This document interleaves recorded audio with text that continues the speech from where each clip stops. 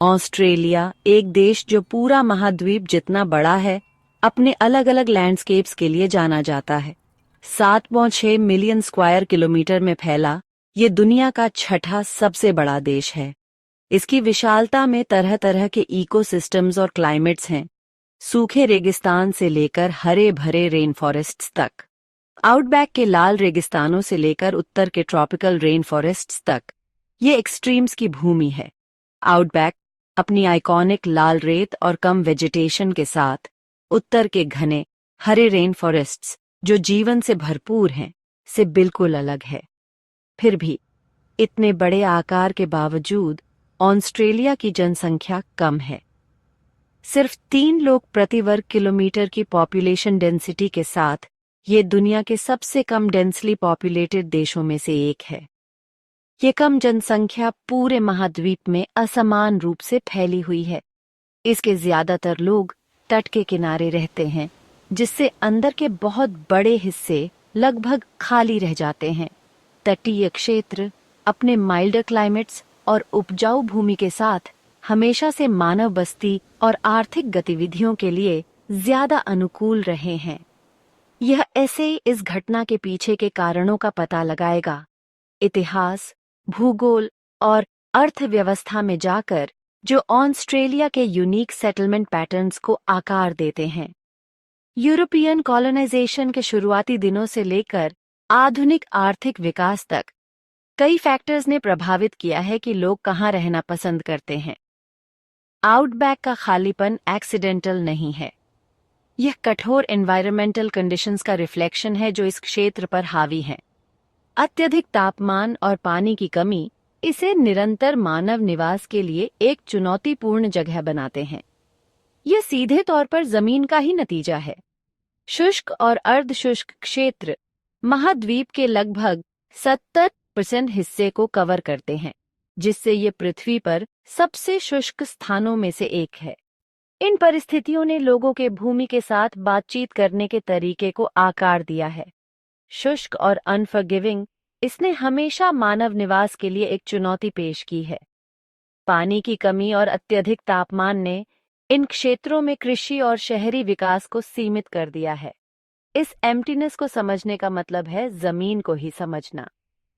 Australia की unique geological और climatic conditions ने इसके ह्यूमन ज्योग्राफी को आकार देने में महत्वपूर्ण भूमिका निभाई है, जिससे प्रभावित होता है कि लोग कहाँ रहते हैं और वे जमीन का उपयोग कैसे करते हैं।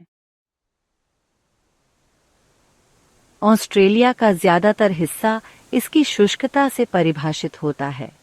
विशाल, धूप से झुलसे लैंडस्केप्स प्रकृति की रिलेंटलेस फोर्सेस का प्रमाण हैं, जिन्होंने सदियों से इस भूमि को आकार दिया है। विशाल रेगिस्तान धूप में पके हुए महाद्वीप के इंटीरियर में फैले हुए हैं। ये रेगिस्तान सिर्फ खाली जगह नहीं है, ये ऐसे इकोसिस्टम्स हैं जो जीवन से भरे हुए हैं, कठोर परिस्थितियों के अनुकूल। वर्षा कम और अप्रत्याशित होती है, जिससे पारंपरिक कृषि लगभग असंभव हो जाती है। किसानों को जीवन यापन करने के लिए इनोवेटिव टेक्निक्स और हार्डी क्रॉप्स पर निर्भर रहना पड़ता है। गर्मियों में तापमान बहुत ज्यादा बढ़ जाता है, अक्सर एक्सट्रीम हाइज तक पहुंच जाता है, जबकि सर्दियां आश्चर्यजनक रूप से ठंडी हो सकती हैं। कुछ क्षेत्रों में जमीन पर फ्रॉस्ट जमी रहती है। इस कठोर जलवायु ने जमीन के एवोल्यूशन को आकार दिया है, जिसके परिणाम स्वरूप यूनिक फ्लोरा एंड फौना इस एक्सट्रीम एनवायरनमेंट में जीवित रहने के लिए अनुकूलित हुए हैं। रिजिलिएंट प्लांट्स से लेकर हार्डी एनिमल्स तक, यहाँ जीवन प्रकृति की इंजेन्युइटी का प्रमाण है।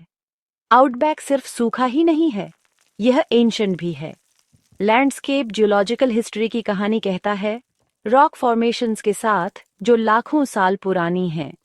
लाखों सालों के वेदरिंग ने मिट्टी से पोषक तत्वों को कम कर दिया है, जिससे यह खेती के लिए खराब हो गई है।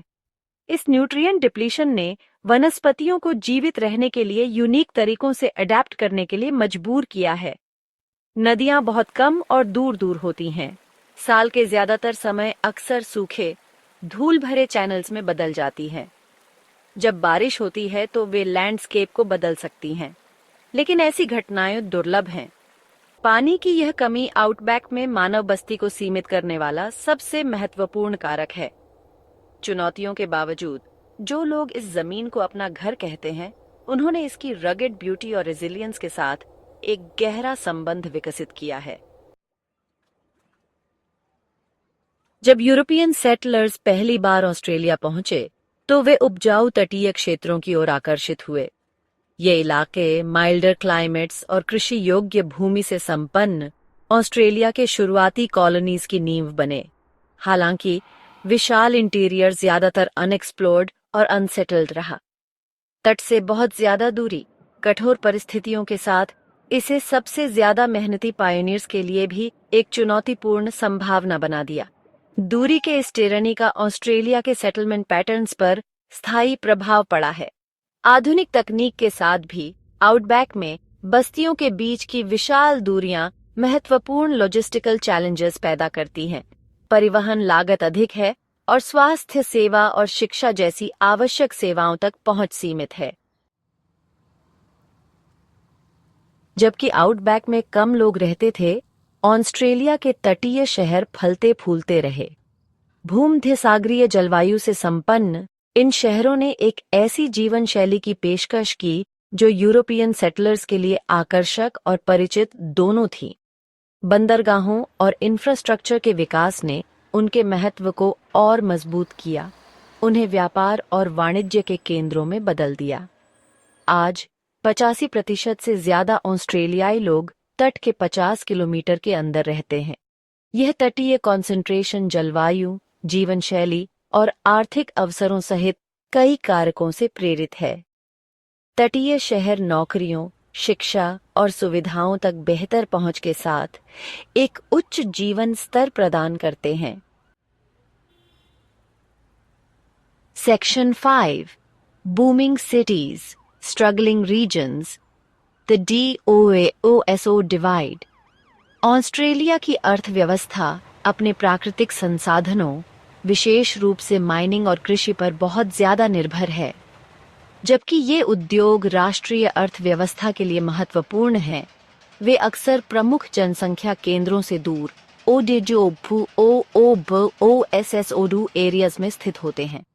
इस जियोग्राफिक डिस्कनेक्ट के कारण एक AOSO डिवाइड पैदा हो गया है, जहां तटीय शहर समृद्ध हो रहे हैं, जबकि कई इनलैंड रीजन संघर्ष कर रहे हैं। OSSODU एरियाज में इंफ्रास्ट्रक्चर और सेवाओं में निवेश की कमी से यह BEOSO इम्बैलेंस और ज्यादा बेआज जाता है। पर्याप्त सड़कों, संचार नेटवर्क और आवश्यक सेवाओं तक पहुंच के बिना व्यवसायों के लिए फलना फूलना और समुदायों का विकास करना मुश्किल है। Section 6 Life on the Edge Challenges in OGO, OODS, OSODU, OCOTO, XOSS. OGO, OO, OSODU, OCOTO. OSS में जीवन यूनिक चैलेंजेस पेश करता है। स्वास्थ्य सेवा तक पहुंच अक्सर सीमित होती है, यहां तक कि बेसिक मेडिकल अटेंशन के लिए भी लंबी दूरी तय करनी पड़ती है। शैक्षिक अवसर कम हो सकते हैं, खासकर OGOG, OSSODU कम्युनिटीज के लोगों के लिए। कठोर जलवायु भी अपना असर दिखाती है। अत्यधिक गर्मी और सूखा मानव स्वास्थ्य और आजीविका दोनों के लिए खतरा पैदा करता है। इन चुनौतियों के बावजूद OGO, OOS, OSODU, OCOTO, OSS के लोग रिमार्केबल रेजिलियंस और समुदाय की एक मजबूत भावना प्रदर्शित करते हैं। उन्होंने कठोर परिस्थितियों के अनुकूल ढलना और समर्थन के लिए एक दूसरे पर निर्भर रहना सीख लिया है। Section 7 Ancient Wisdom for a Modern World OSS OAD Knowledge holds the key। हजारों सालों से एबोरिजिनल ऑस्ट्रेलियंस जमीन के साथ तालमेल बिठाकर रहे हैं, इसकी रिदम्स और इसके संसाधनों की गहरी समझ विकसित कर रहे हैं। जमीन से उनका संबंध केवल फिजिकल ही नहीं बल्कि डीपली स्पिरिचुअल है, जिसमें पर्यावरण का एक होलिस्टिक दृष्टिकोण शामिल है, जिसमें सभी जीवित चीजों के लिए सम्मान शामिल है। पीढ़ी दर पीढ़ी चली आ रही उनकी पारंपरिक knowledge G3 OSOETO OSOBU land management practices, water conservation techniques और भोजन और दवा के लिए नेटिव फ्लोरा एंड फौना के उपयोग के बारे में बहुमूल्य इंसाइट्स प्रदान करती है। यह विजडम किताबों में नहीं लिखी जाती है, बल्कि कहानियों, गीतों और समारोहों के माध्यम से साझा की जाती है, यह सुनिश्चित करते हुए कि यह उनकी संस्कृति का एक जीवित सांस लेने वाला हिस्सा बनी रहे। भोजन और दवा के लिए नेटिव प्लांट्स का उपयोग प्राकृतिक दुनिया के बारे में उनकी गहरी समझ का प्रमाण है।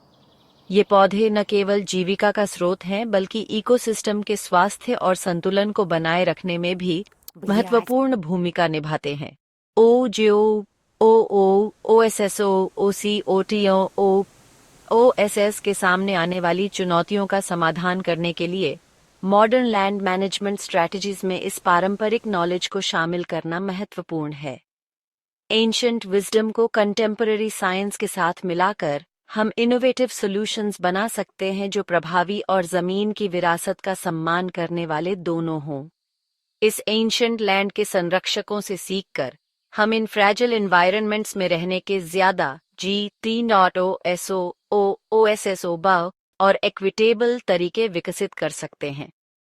ये कोलैबोरेशन न केवल जमीन को लाभ पहुंचाता है, बल्कि विभिन्न समुदायों के बीच सांस्कृतिक संबंधों और आपसी सम्मान को भी मजबूत करता है, एक ज्यादा समावेशी और हार्मोनियस भविष्य का मार्ग प्रशस्त करता है।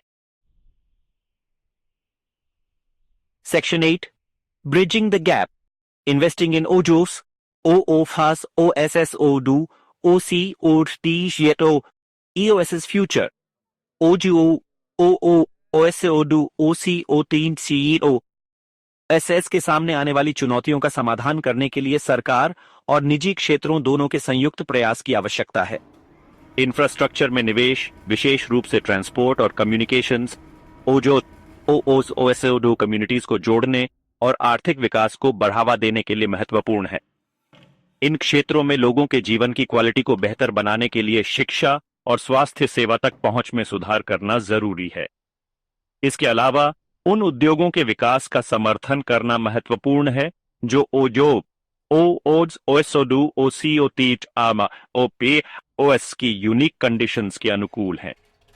इसमें 3 OSOB, एग्रीकल्चर, इको टूरिज्म और रिन्यूएबल एनर्जी प्रोजेक्ट्स को बढ़ावा देना शामिल है, जो स्थानीय समुदायों के लिए नौकरियां और अवसर पैदा कर सकें। Section 9. Conclusion. Towards a G3 OSSO and equitable